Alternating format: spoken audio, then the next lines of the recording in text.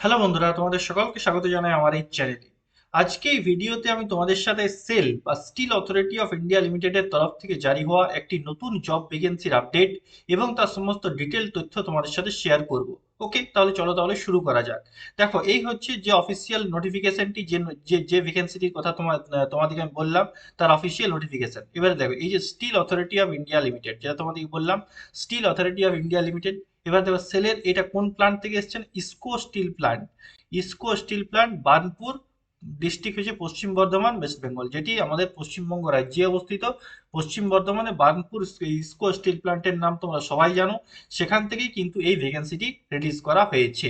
ওকে, এবার দেখো, এখানে অ্যাডভার্টাইজমেন্ট নাম্বারটা দিয়ে দিয়েছে। ডেট কবে রিলিজ করা হয়েছিল? 29/12/2023। ওকে, 29 ডিসেম্বর 2023-এ এই ভ্যাকেন্সি রিলিজ করা হয়েছে। ওকে, এবার দেখেন, সেল সম্বন্ধিত কিছু তথ্য দেওয়া আছে। যেমন দেখো, সেল বা steel authority of India limited মহারত্ন কোম্পানি। সেল হচ্ছে ভারত সরকারের অধীনস্থ একটি মহারত্ন কোম্পানি। ওকে, এবার দেখো, এখানে ডিটেলস অফ পোস্ট, কোন কোন পোস্টে ভ্যাকেন্সি আছে। দেখো, ফার্স্ট যে পোস্টটা আছে সেটি হচ্ছে অ্যাটেন্ডেন্ট কাম টেকনিশিয়ান ট্রেনি, যেটাকে শর্টে বলা হয় এসিটি, অ্যাটেন্ডেন্ট কাম টেকনিশিয়ান ট্রেনি। এখানে টোটাল কতগুলি ভ্যাকেন্সি আছে না? 40টি। 40টি নাম্বার অফ ভ্যাকেন্সি আছে। এবার দেখো, এখানে কোন কোন ট্রেডে কত ভ্যাকেন্সি আছে। দেখো, ফিটারের ক্ষেত্রে আছে ভ্যাকেন্সি 6টি, ইলেকট্রিশিয়ানের ক্ষেত্রে আছে 12টি, টার্নারের ক্ষেত্রে আছে 3টি, ঠিক আছে, ইওটি ক্রেন অপারেটরের ক্ষেত্রে আছে 9টি, ওয়েল্ডারের ক্ষেত্রে আছে 5টি, আর হেভি ভেহিকেল ড্রাইভারের ক্ষেত্রে আছে 5টি। মানে টোটাল এই 6, 12, 3, 9, 5, 5 টোটাল 40টি ভ্যাকেন্সি আছে। এবং এই যে 40টি ভ্যাকেন্সি, এটা আবার দেখো ইউআর, এসসি, এসটি হিসাবে, ওবিসি হিসাবে কত কি আছে, সেই সমস্ত তথ্য কিন্তু এখানে দেওয়া আছে। ওকে, এই হলো এসিটি, অ্যাটেন্ডেন্ট কাম টেকনিশিয়ান। তারপর নেক্সট যে ভ্যাকেন্সিটা আছে, এখানে দু দু রকমের ভ্যাকেন্সি আছে। কি কি না? Operator cum technician boiler operation, আর attendant cum technician boiler attendant. Operator cum technician boiler operation, আর attendant cum technician boiler attendant. Okay, দেখো, operator cum technician boiler operator, এখানে নাম্বার অফ পোস্ট আছে 3টি। ওকে, আর attendant cum technician boiler attendant এখানে আছে 3টি। ওকে, এই তিনটি টোটাল 6টি ভ্যাকেন্সি আছে। এবার দেখো, এই যে এখানে দেখো নাম্বার অফ ভ্যাকেন্সি যেটা আছে, সেটা একটু তুলনামূলক কম আছে। এখানে 40টি, এখানে 3 3 6, মানে টোটাল 46টির মতন ভ্যাকেন্সি কিন্তু এখানে আছে। এবার এটা দেখে অনেক স্টুডেন্ট কিন্তু ডিমোটিভেট হতে পারে বা ফর্ম না ফিল আপ করতে পারে।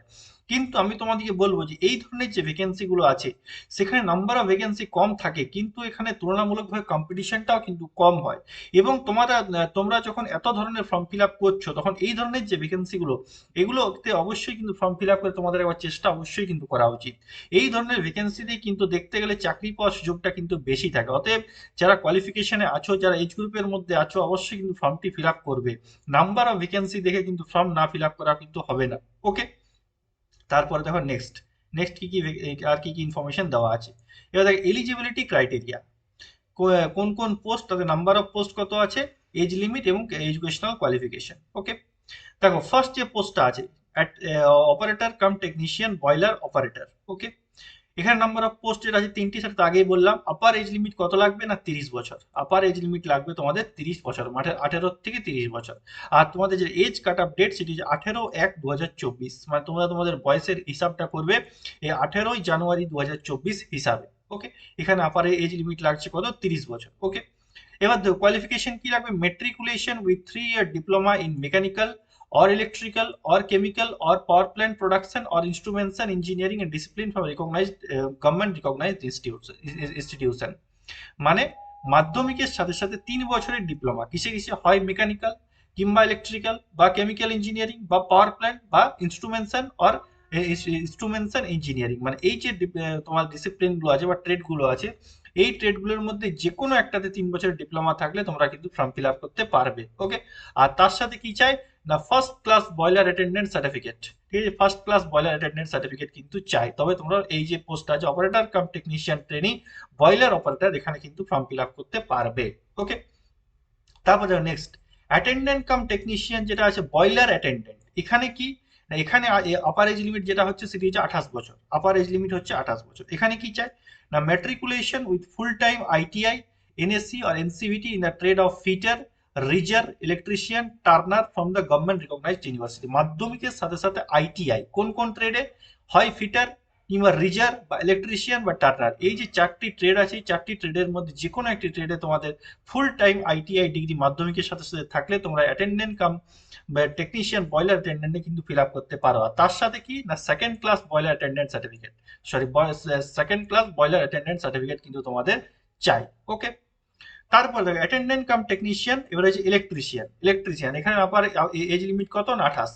এখানে কি চাই, ম্যাট্রিকুলেশনের সাথে সাথে ফুল টাইম আইটিআই ইলেকট্রিশিয়ান ট্রেড, মানে মাধ্যমিকের সাথে সাথে তোমাদের ইলেকট্রিশিয়ানে আইটিআই চাই, তাহলে তোমরা কিন্তু এই ফর্মটি ফিল আপ করতে পারবে। এখানে 28 বছর। ওকে, তারপর attendant cum technician trainee fitter এখানেও সেম, মাধ্যমিকের সাথে সাথে ফিটারে আইটিআই। ওকে, তারপরে কি আছে, attendant cum technician trainee Turner, এখানেও আপার এজ লিমিট সেম হচ্ছে 28 বছর। এখানেও সেম কি না, matriculation with full time ITI from turner ট্রেডে কিন্তু আইটিআই, মাধ্যমিকের সাথে সাথে টার্নার ট্রেডে আইটিআই। ওকে, তারপরে দেখো কি আছে না, ওয়েল্ডার টেকনিশিয়ান কাম ট্রেনি ওয়েল্ডার, এখানেও আপার এজ লিমিট সেম 28 বছর, এখানেও সেম কিনা মাধ্যমিকের সাথে সাথে আইটিআই ওয়েল্ডার ট্রেডে কিন্তু আইটিআই তোমার চাই। ওকে, তারপর কি attendant cum technician trainee EOI crane operator, এখানে কি চাই দেখো, এখানেও আপার এজ লিমিট সেম 28 বছর, মাধ্যমিকের সাথে সাথে আইটিআই কি কোন কোন ট্রেডে হয়, ফিটার কিংবা রিজার কিংবা টার্নার কিংবা ইলেকট্রিশিয়ান, এই যে 4টি ট্রেড আছে ফিটার, রিজার, ইলেকট্রিশিয়ান এবং টার্নার, এই 4টি ট্রেডের মধ্যে একটিতে আইটিআই, তার সাথে minimum 1 year experience from operation of EOT cranes, তোমার কিন্তু ক্রেন চালানোর একটা অভিজ্ঞতা কিন্তু থাকা চাই। EOT cranes of 120 tons or more capacity, 120 ton ও তার থেকে বেশি ক্যাপাসিটির ক্রেন চালানোর একটা 1 বছরের অভিজ্ঞতা কিন্তু তোমার থাকা চাই বা এক্সপিরিয়েন্স থাকা চাই, তবে তুমি ফর্ম ফিল আপ করতে পারবে। ওকে, তারপর কি attendant cum technician heavy vehicle driver, ঠিক আছে, এখানেও এজ লিমিট হয় 28 বছর। এখানে কি চাই, ম্যাট্রিকুলেশনের সাথে সাথে ভ্যালিড হেভি হেভি মোটর ভেহিকেলের লাইসেন্স, মাধ্যমিকের সাথে সাথে হেভি মোটর ভেহিকেলের লাইসেন্স, আর তার সাথে কি না 1 বছরের এক্সপিরিয়েন্স, এই সমস্ত হেভি লোডেড গাড়ি চালানোর, তাহলে তুমি এই যে ভ্যাকেন্সিটি আছে এখানে ফর্ম ফিল আপ করতে পারবে। ওকে, তাহলে এজ গুলো এবং কোয়ালিফিকেশন গুলো বোঝা গেল। এজ গুলো এগুলো ইউআর এর ক্ষেত্রে, বাকি যে সমস্ত রিল্যাক্সেশন থাকে সেগুলোও কিন্তু এখানে আছে।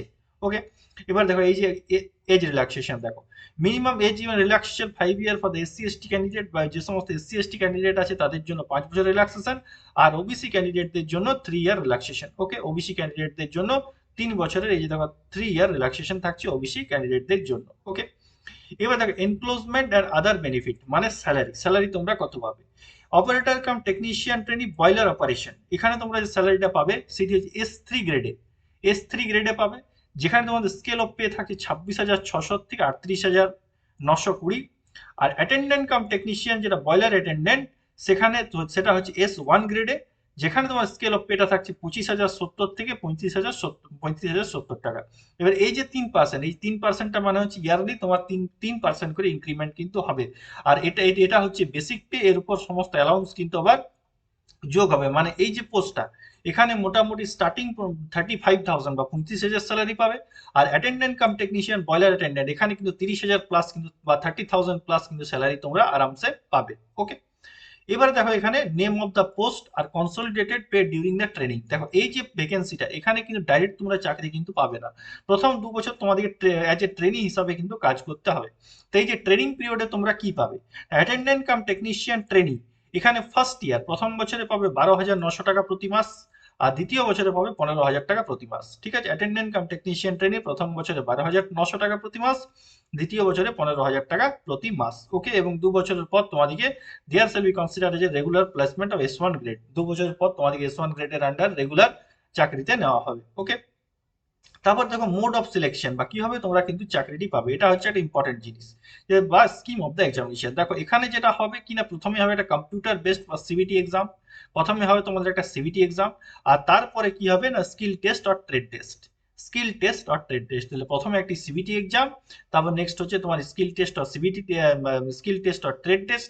আর স্কিল টেস্ট এবং ট্রেড টেস্টে 1:3 অনুপাতে তোমাদের স্টুডেন্টদের কিন্তু ডাকা হবে, যে মোট যা মানে একটি পোস্টের জন্য তিনজন স্টুডেন্টকে কিন্তু ডাকা হবে স্কিল এবং ট্রেড টেস্টের জন্য। এটাই হচ্ছে তোমাদের মোড অফ সিলেকশন এখানে। ওকে, এবার দেখো এখানে একটা ফিজিক্যাল স্ট্যান্ডার্ড আবার চাওয়া হয়েছে, ফিজিক্যাল স্ট্যান্ডার্ড যেখানে তোমাদের হাইট ওয়েটের একটা প্যারামিটার চাওয়া হয়েছে।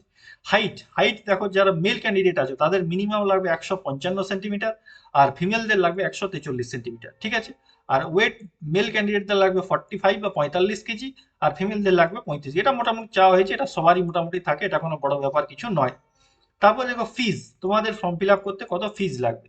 ফিজ তোমাদের যেটা লাগবে, যদি তোমরা বয়েল দেখো, name of the post, name of the post, first post কি আছে না, operator cum technician boiler operator, ঠিক আছে, operator cum technician boiler operator. এখানে তোমাদের কত লাগবে না 500 টাকা।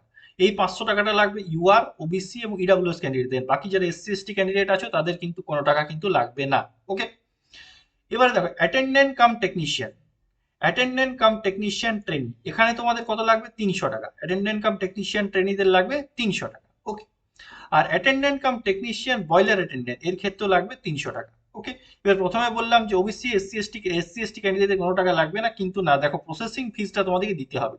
এই যে 500 টাকা, এর মধ্যে 150 টাকা আছে প্রসেসিং ফি, তো যারা এসসি এসটি ক্যান্ডিডেট আছো তাদেরকে কিন্তু 150 টাকা processing fee operator cum technician boiler operator যে পোস্ট আছে তার ক্ষেত্রে দিতে হবে। অ্যাটেন্ডেন্ট কাম টেকনিশিয়ানের জন্য প্রসেসিং চার্জ দিতে হবে 100 টাকা, আর অ্যাটেন্ডেন্ট কাম টেকনিশিয়ান বয়লার অ্যাটেন্ডেন্টের জন্য দিতে হবে 100 টাকা। ওকে, বোঝা গেল, এটাই হচ্ছে তোমাদের ফিজটা। ওকে, এবার দেখো হাউ টু অ্যাপ্লাই, কিভাবে তোমরা অ্যাপ্লাই করবে, অবশ্যই অনলাইন মোডে অ্যাপ্লাই করবে। এই যে সেলের অফিসিয়াল ওয়েবসাইট, এই অফিসিয়াল ওয়েবসাইট থেকে কিন্তু অ্যাপ্লাই করতে, www.sell.co.in, এটি হচ্ছে সেলের অফিসিয়াল ওয়েবসাইট। এখানে গিয়েই কিন্তু তোমাদেরকে অ্যাপ্লাই করতে হবে। ওকে, এবার দেখো process of submission application form, কিভাবে ফর্মটি তোমরা সাবমিশন করবে তার সমস্ত ডিটেল তথ্য এখানে দেওয়া আছে। ওকে, তারপরে দেখো আর কি কি দেওয়া আছে। তারপরে দেখো একটা ইম্পর্টেন্ট ডেটস, মানে কবে থেকে ফর্ম ফিল আপ হবে। স্টার্ট অফ অনলাইন অ্যাপ্লিকেশন কবে থেকে, 29/12/2023, মানে অলরেডি তোমাদের কিন্তু ফর্ম ফিল আপ শুরু হয়ে গেছে। 29/12/2023 তারিখ থেকে তোমাদের অলরেডি ফর্ম ফিল আপ শুরু হয়ে গেছে। আর ক্লোজিং ডেট বা লাস্ট ডেট তোমাদের থাকছে 18/1/2024, 18ই জানুয়ারি 2024-এর মধ্যে তোমাদের কিন্তু এই ফর্মটি ফিল আপ করে নিতে হবে। ওকে, তাহলে এই হলো তোমাদের ইম্পর্টেন্ট ডেটস বা তোমাদের অ্যাপ্লাই করার ডেটগুলি। ওকে, তাহলে এই হলো যে সেলের নতুন যে ভ্যাকেন্সি বার হয়েছে তোমার ইসকো বার্নপুর প্লান্টের তরফ থেকে, তার সমস্ত ডিটেল তথ্যগুলি। এরপর বাকি তথ্যগুলি যদি তোমরা জানতে চাও, বা এই যে অফিসিয়াল যে নোটিফিকেশনটি, এটি যদি তোমরা পড়তে চাও, তার জন্য ডেসক্রিপশন বক্সে অফিসিয়াল নোটিফিকেশনটি দিয়ে দেবো, সেখান থেকে তোমরা ডাউনলোড করে বা ডিটেলসে পড়ে নেবে। ওকে, ঠিক আছে, তাহলে যেসব বন্ধুদের এই ভিডিওটি ভালো লাগলো তারা অবশ্যই ভিডিওটি লাইক করো, বন্ধুদের সাথে শেয়ার করো, অবশ্যই চ্যানেলটিকে সাবস্ক্রাইব করো। Thank you.